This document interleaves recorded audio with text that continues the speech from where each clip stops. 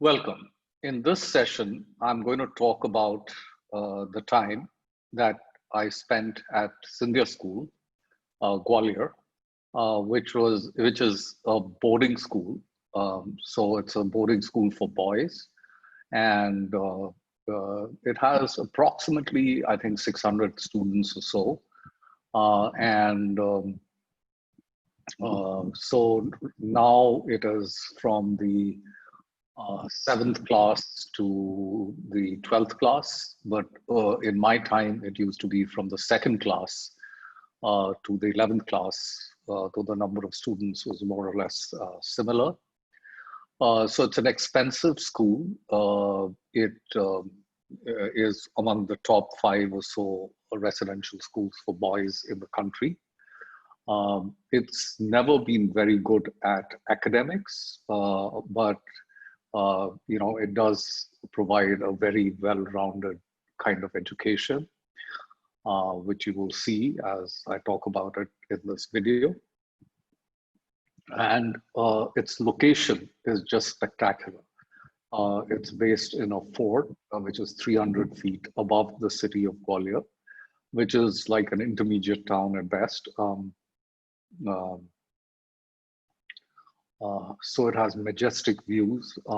It is a really historical place, so it has a lot of history as to when the sport was set up and what all it has witnessed over the years. It's an extremely interesting place to explore. So as a student in a boarding school, I don't think you can ask for a better location. Now, what the school has to offer has changed over time. It has had its good periods and bad periods, but it has never really, in my opinion, truly lived up to the potential of what it could be. So maybe at some day it will, but it's in some ways very similar to India, where the country India has never lived up to its potential, at least so far, but we keep hoping that it will. So the school is something similar to India. It's also quite unique in the sense that it does stress and it has a very Indian ethos. Some of the other schools like Mayo and Doon, which are also boarding schools, have a much more maybe westernized ethos compared to Scindia. So Doon, of course, has had some of the premier people in the bureaucracy or the political circles come out of Doon. Mayo is kind of in between Doon and Scindia. And Scindia also has had some illustrious people, like Salman Khan, the actor, is supposed to have spent a few years in Scindia, and even Mukesh Ambani. So I remember him, but I think he spent just a couple of months, and then he probably didn't like it very much, or his parents decided that boarding was not right for him, and they took him out. So he even might have been a classmate at some point in time, but my memory on that is a bit hazy. So that should give you an idea of what Scindia School was like. So I joined the school when I was 9 years old in the junior school, so in the 5th standard. So for me, that was, in my opinion, a little too early. But my parents put me in the school because my father was in a transferable job. He had been to the school, so he felt that boarding schools are good, and it would be good for me. But my feeling, there was some people, like I said, in 2nd standard, who were even younger than I was, maybe 2 years younger, so 7 years old. I was 9, but because I had a double promotion, I was in the 5th standard while I should have really been in the 4th. So there were people who were like 7 years old, and they were not old enough to even have a bath by themselves. So they had some people who would give them a bath and all that kind of stuff, but they were really, really young, small children. And the school tried to make you a very disciplined person. There were people from all kinds of different backgrounds, some who spoke Hindi, at home. The school wanted you to learn English and speak only in English. So if you spoke Hindi, you were punished. The discipline was quite strong. And we had a matron who was an English lady, maybe from the colonial times, a lady called Mrs. Marden, who kept a strict watch on us. And the principal was a lady called Mrs. Lakrawala, who was quite an interesting person, and she taught English. And she, I remember, gave us an essay to write when I was in the 5th or 6th grade. And it was on if I was the Prime Minister of India. I don't remember what I wrote, but she was so impressed by what I'd written, and she gave me a lot of praise. And because I was doing quite well academically, I was academically gifted. So I was quite sort of star in the junior school, and I was the captain of the house in the junior school. So after a few adjustment issues, which were not at all very serious at all, because I wasn't that homesick or whatever, I started enjoying the school and sort of settled into the routine. So I quite liked junior school, and I did not, I guess, miss home too much. So I was also very, very fond of cricket, and I used to keep in touch. We used to have like this common room time where we could listen to the radio or music. There was no TV at that time. We could do a little bit of reading. I guess there were some books, the library.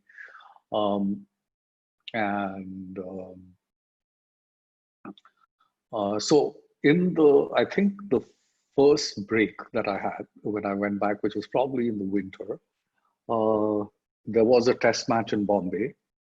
And I remember going to see that test match.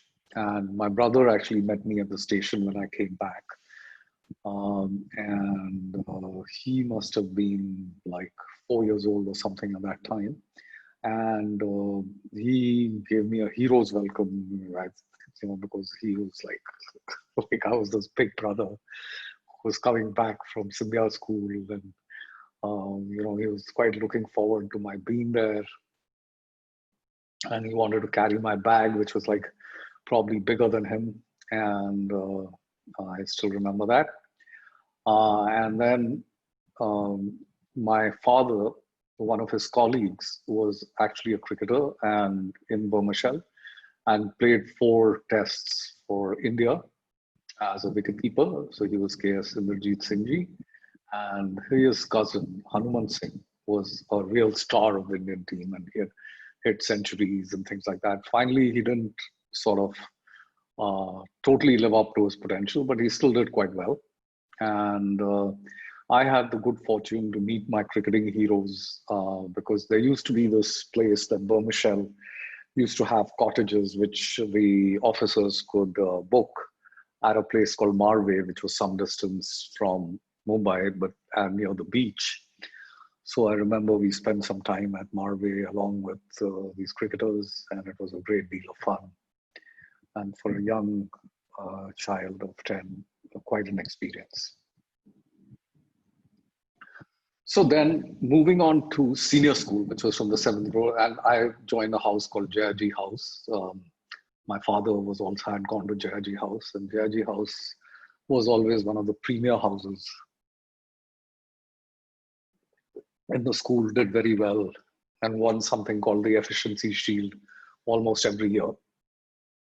And the years I was in Jayaji was no exception. But, I think I was a little scared of getting into senior school. And also it so happened that I got sick, quite sick. I got amoebic hepatitis. And then, I think even after I recovered, I had this kind of low-grade fever.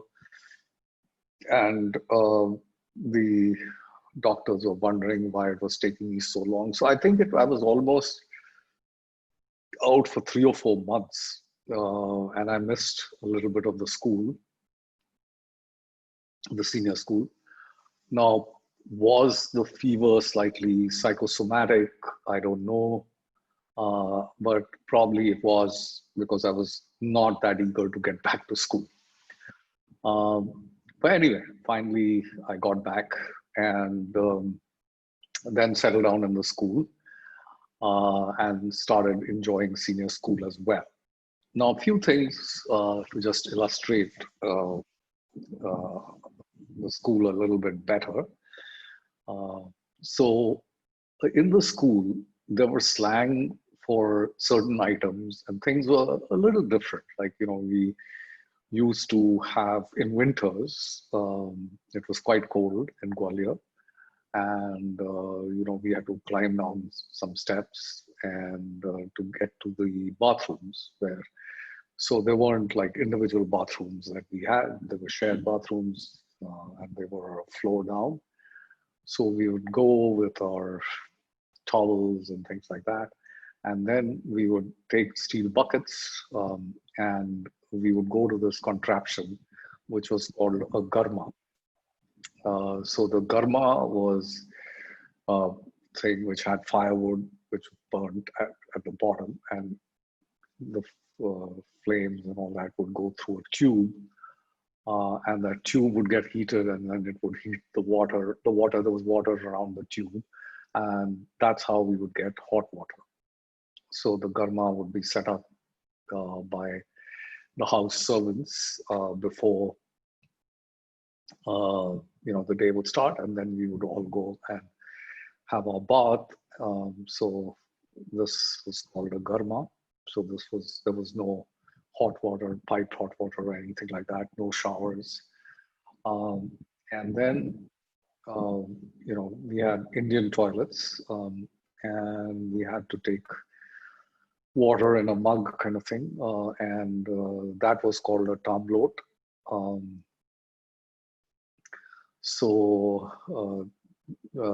And then there was like almost for quite a few meals, we would get this preparation of potatoes in a curry, and that was called sada. That had a very unique sort of style of making that curry.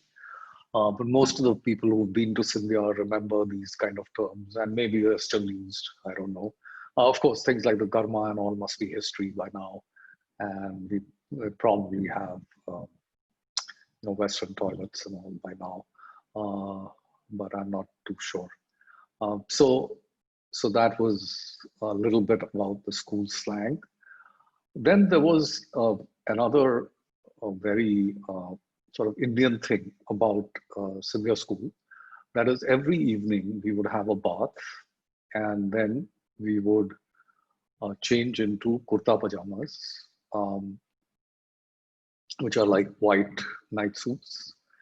And then we would, in winter, have a sort of coat, like almost like a bomber jacket. It was called a jerkin. And you may have to Google it to find out what a jerkin is.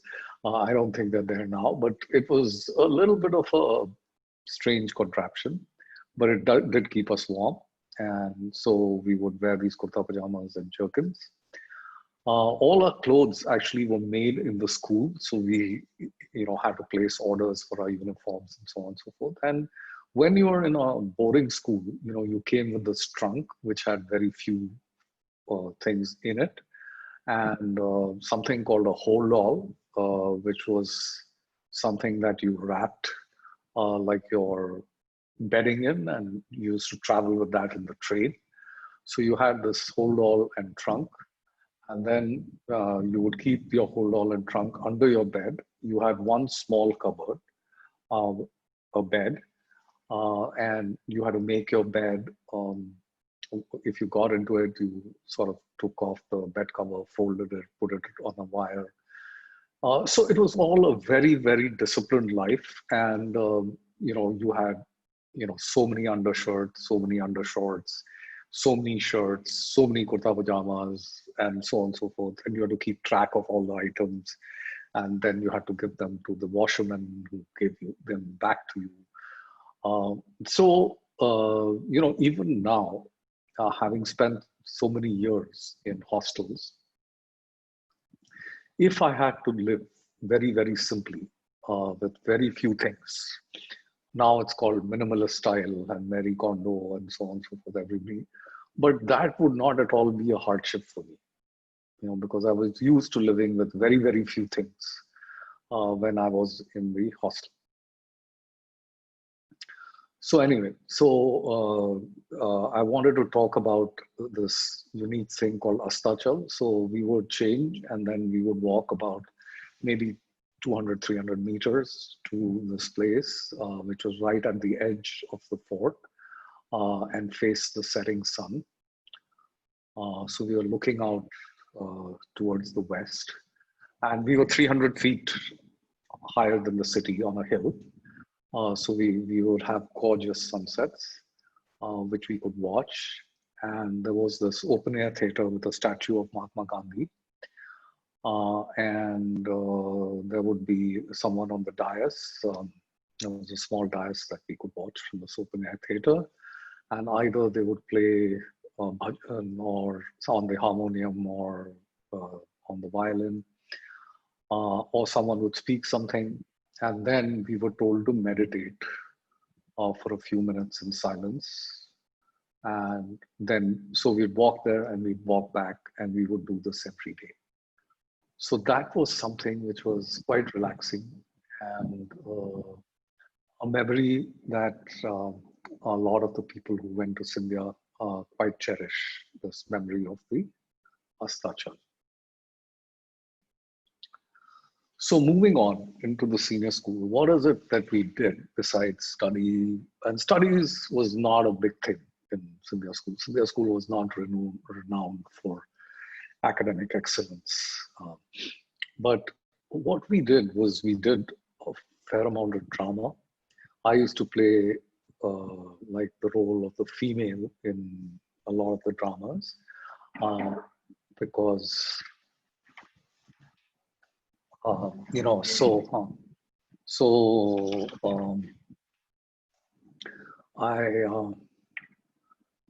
kind of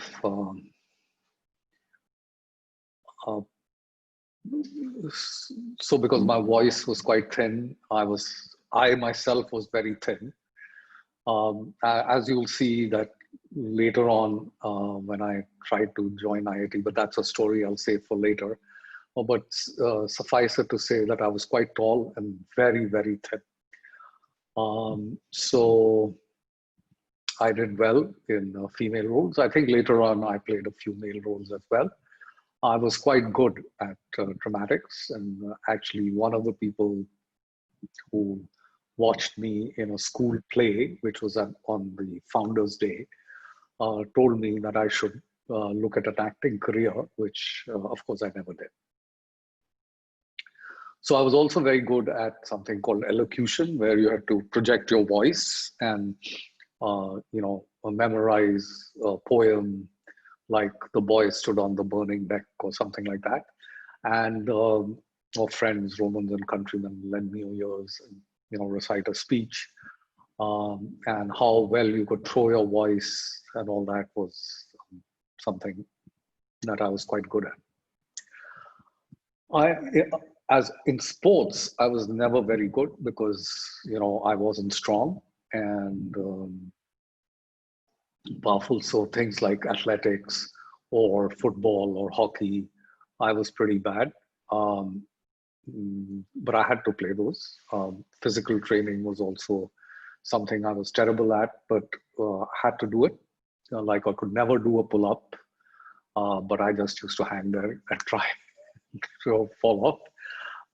But yeah, so, there were certain things that I was quite good at and certain things that I was not good at. But you could not say that, look, I am terrible at this, so I'm not going to do it. So you had to go there, whether you did anything or not, didn't matter that much. So I also did things like boxing and various activities like that, because it was kind of mandatory that you had to do this. The one thing that I was quite good at was cricket, because while I wasn't strong, my endurance was always quite good, and I could, I wouldn't get tired. So I was quite a good wicket keeper. I could squat, stand up, squat, stand up, do the whole match. And I had good eye-hand coordination. So I was an opening batsman. I was not scared of the fast ball. Though I did break my hand and fingers a couple of times, but still, I liked playing cricket. I couldn't score very fast because I wasn't strong, so I couldn't hit the ball very hard. But I made up on that with placement and a reasonable amount of timing. So I was hard to kind of get out, and because of that and my wicket keeping, I kind of made it to the school team. And then later on, I was in my IIT team and my IM team, and I was captain of the IM cricket team. So I was reasonably good at cricket, but never at a level where I could even represent a district or let alone a state. So that is, besides academics, what I did in school. So a couple of other things about the school. So one was the assembly. So we would meet in the beginning of the day at an assembly, and there would be a prayer, and then someone would say something like the principal or something, and then we would disperse for our classes. Now, we were also when we would come in, the prefects and the school captain would come in separately, and they would sit facing the other students in separate chairs, and they were responsible for making sure that everyone settled down, no one was speaking, and there was pin drop silence. So it was quite a ceremonial process, the assembly. And even when we sat down for our meals, the school captain had to go there and say grace before we started eating. So there was some fairly British type of traditions which were there in the school, and then there were a lot of Indian traditions all kind of mixed together. And then we had this historic fort, which was quite an experience. So it's kind of hard to describe, but it was an incredible experience being part of the Scindia school tradition. Another thing that we had in the house where we stayed, and these were barracks. So these were like dormitories. So we had our beds, and the beds were on the first floor. It used to get really, really hot in the summers. And I remember that we used to have these things which were called matkas, where there was water and there was something called a ghanti, which so the water would get cool due to the evaporation, and then you took water from this ghanti, and then you cupped your hand and you had water that way. Sometimes you would take these water and sort of sprinkle it on the bed before we went to sleep. And it was so hot that, this water, like a wet bed, would dry up. But that was our form of air conditioning so that we could sleep relatively comfortably. So this gives you a little bit.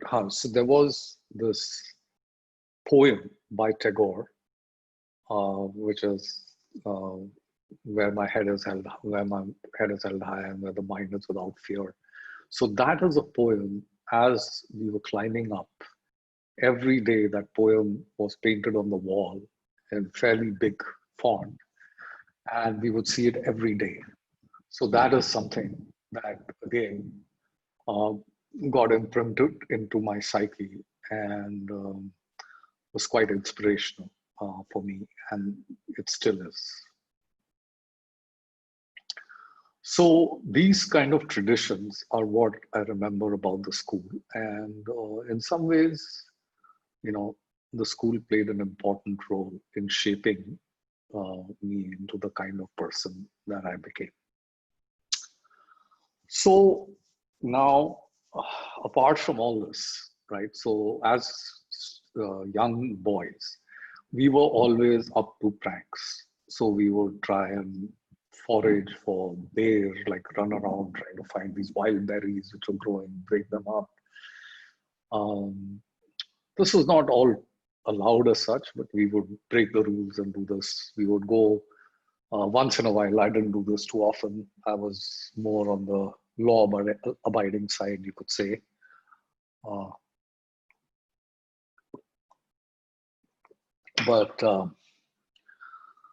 um, so we would try and escape from the fort, walk down, and this was quite a tricky experience because we could get caught by the teachers. Then we could we would go and see a movie in the city. We could get caught watching that movie. Then we'd try and eat out because we'd sneak some money with us, um, and come back because food was quite a motivation. There were people who came and gave us bread rolls and cream rolls and things like that, which were all illegal, but we would somehow figure out how to get them. And I guess some of the teachers and all turned a blind eye. There was also something called a tuck shop where we could go and spend some money and buy confectionery. And there were candies, like there were things like called Fruitex, where you got a little wrapper where you could make a dinosaur collection. And some of these things were rare, so you could do trading and all those kind of things. And then one of other things that we devised was a raid on the tuck shop, which I didn't participate in, but I knew what was kind of going on.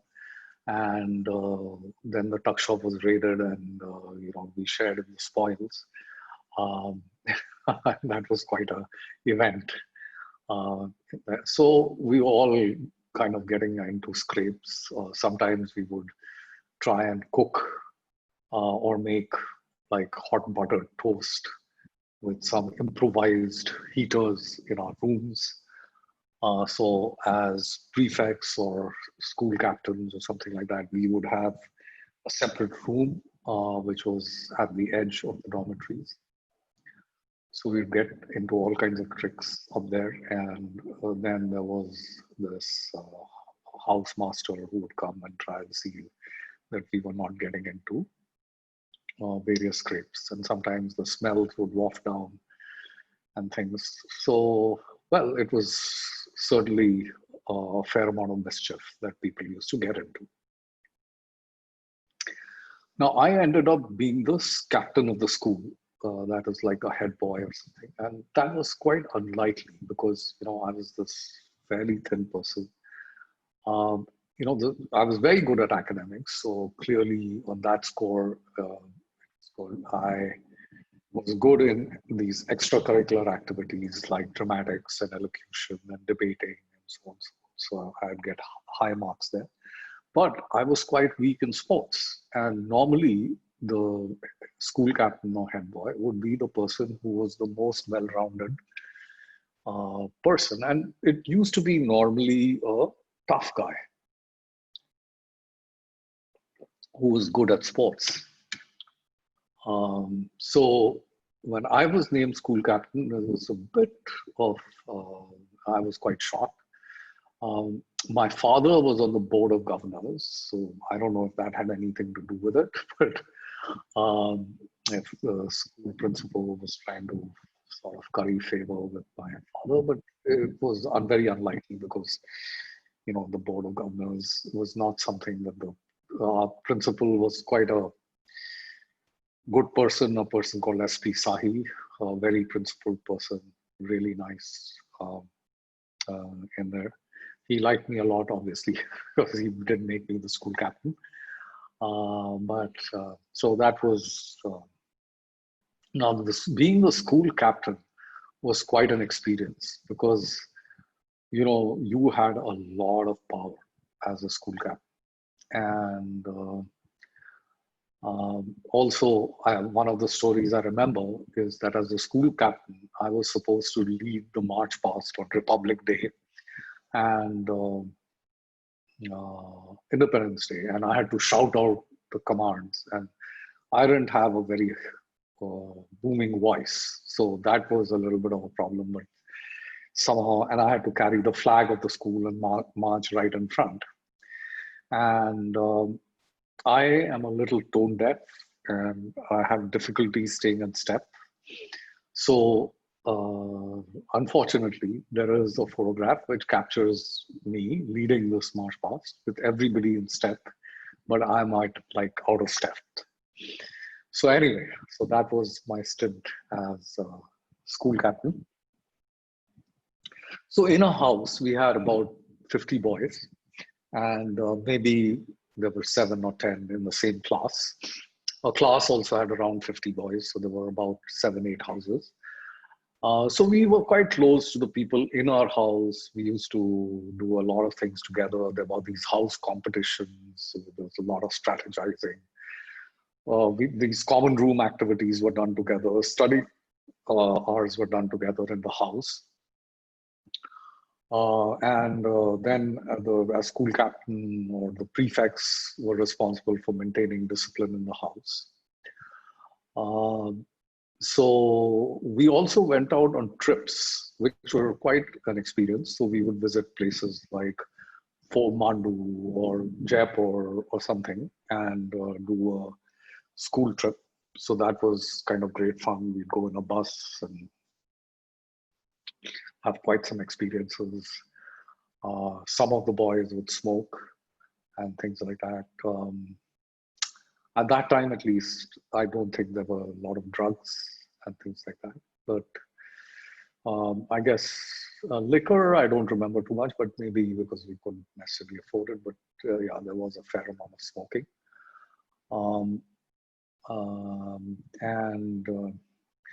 Then we used to have these triangular matches. So this was hockey, football, and cricket, which was played between Doon, Mayo, and Scindia. And Scindia, and also a college in Indore called Delhi College.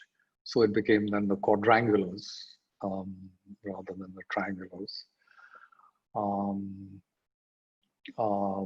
Then I think Doon dropped out, so it was probably the triangulars. But I remember going to Mayo and Indore and playing cricket in these matches, and sometimes these people came to Scindia and played matches, so that was a lot of fun. Finally, in academics, I sort of graduated way in the top of my class in Scindia, and I got 7 points in this ISC exam, the senior Cambridge exam, and the best you could get was 5. I was quite disappointed that I didn't get 5 and I got 7. But I remember Madhav Rao Scindia visiting my dad, and when I got my results, and he could see that I was disappointed, and he said, "You must be crazy because in the last 25 years or so, there's been no one in Scindia who's got 7 points, and why are you disappointed? You should be thrilled." And 7 points is great. But yeah, so that was the way I was. I was pretty disappointed that I didn't do well, because I would think that I'm expected to get 5 points, and how could I get 7? And so on. So there were some other activities also in the club, like there was carpentry, there was paper making, there were various kinds of clubs, like an astronomy club. There was a National Cadet Corps. I was part of the naval wing. There were also these Duke of Edinburgh awards, which I never got any, but those were for excellence in athletics. So you could get a bronze star, you could get a silver star, and you could get a gold star. But I was pretty far off the qualifying marks for any of these stars. So that's all that I think I can remember, which was interesting from the school years in Scindia. And then in the next session, we will carry on with the story of how I joined IIT Bombay. Thanks for listening to me.